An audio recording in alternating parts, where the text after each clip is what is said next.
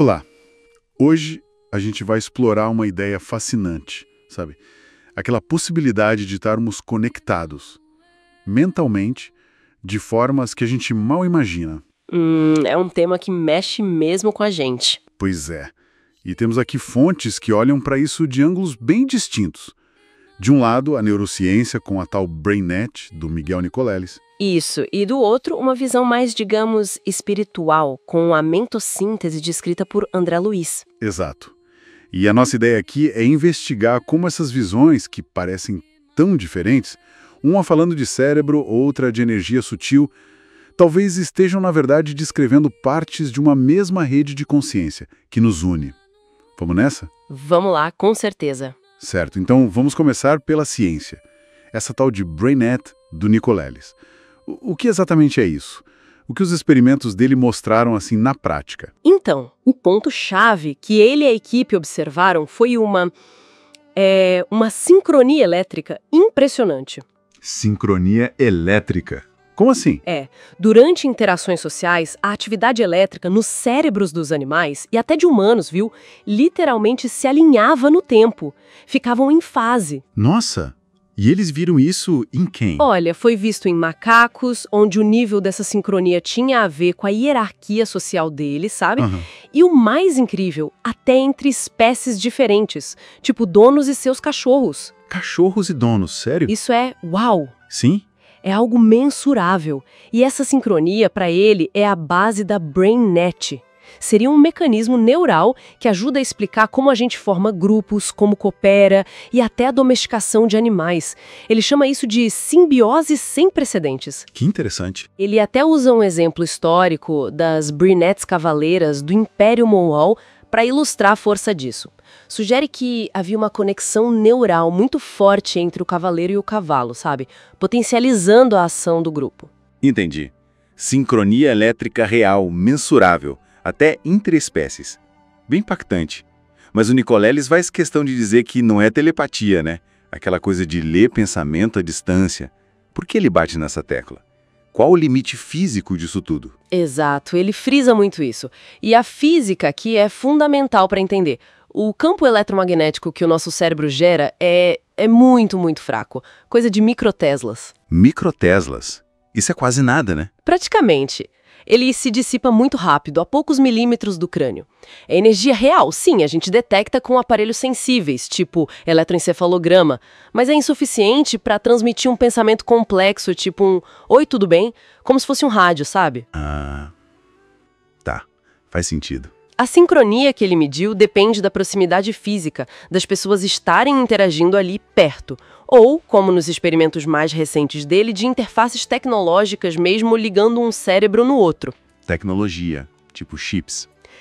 Interfaces cérebro-cérebro. E vale lembrar, né, o cérebro não é um computador digital, com 0 e 1. Ele funciona de forma analógica, orgânica, é outra lógica. Entendi. Então temos uma base biológica para conexão, real, mas fisicamente bem restrita.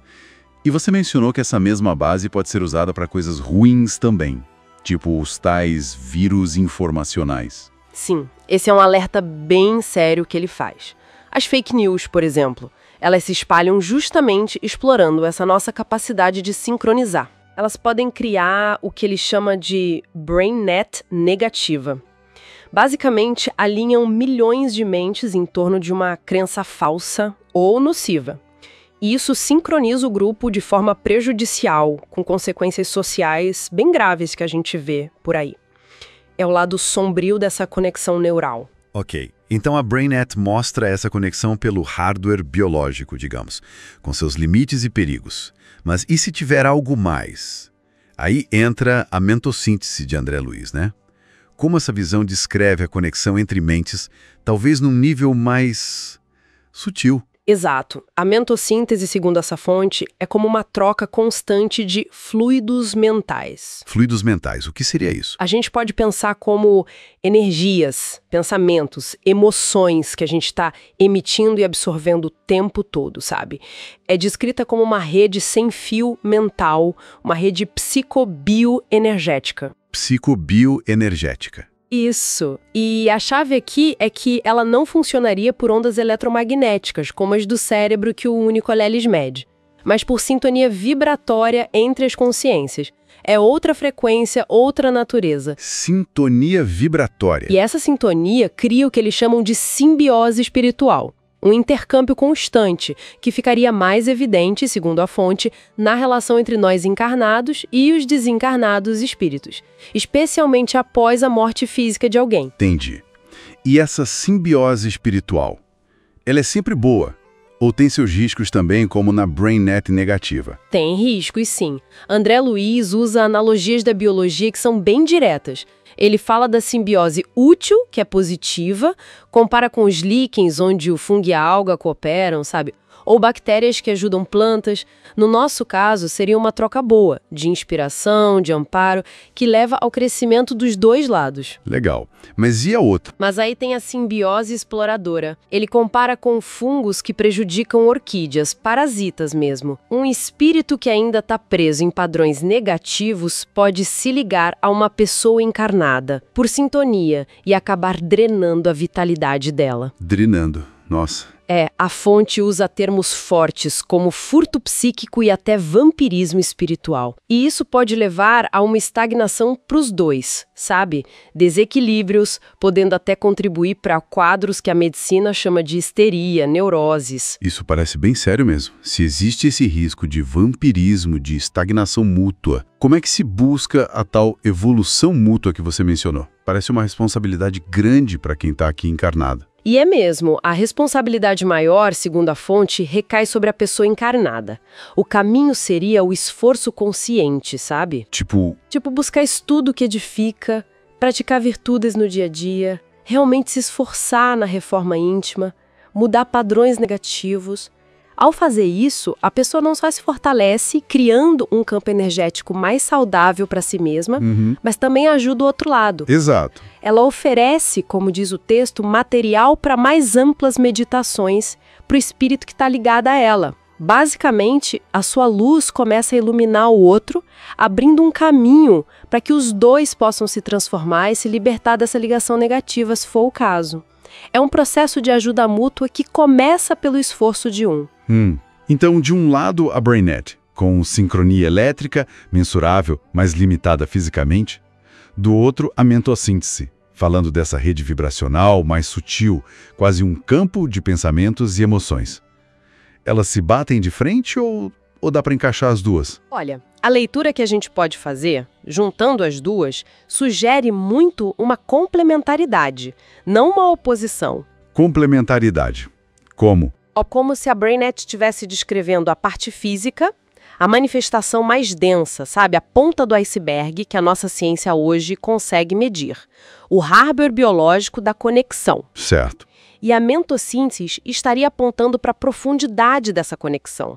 Talvez a camada de software, se a gente usar essa analogia, a sintonia vibracional, as correntes mais sutis de troca mental, energética, que operam nesse nível que eles chamam de psicobioenergético, que a física de hoje ainda não mapeou. Faz todo sentido. Quer dizer, o fato do campo eletromagnético do cérebro ser fraco não anula a possibilidade de outras formas de conexão.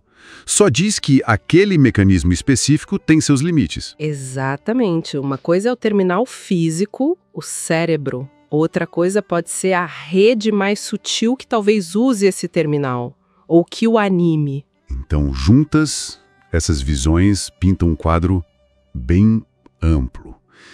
Da Terra como um tipo de organismo mental planetário, gigante, onde cada um de nós está emitindo e recebendo o tempo todo. Isso, um organismo onde cada consciência é tanto uma antena emissora quanto receptora, constantemente. Que a gente perceba ou não, né? E essa ideia de estarmos todos mergulhados nessa rede, seja ela física, como a BrainNet, ou sutil, como a mentossíntese, isso traz uma responsabilidade imensa, né?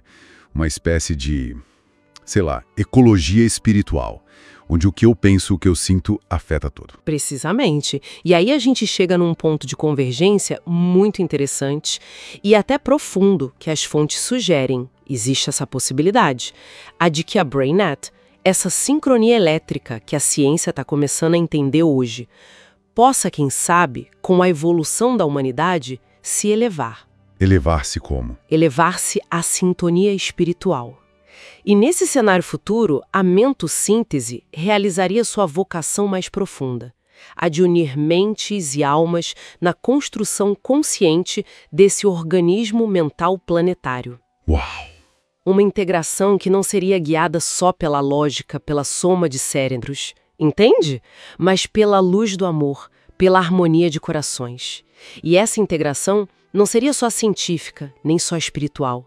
Seria fundamentalmente ética. Isso nos deixa com uma reflexão final bem forte, né?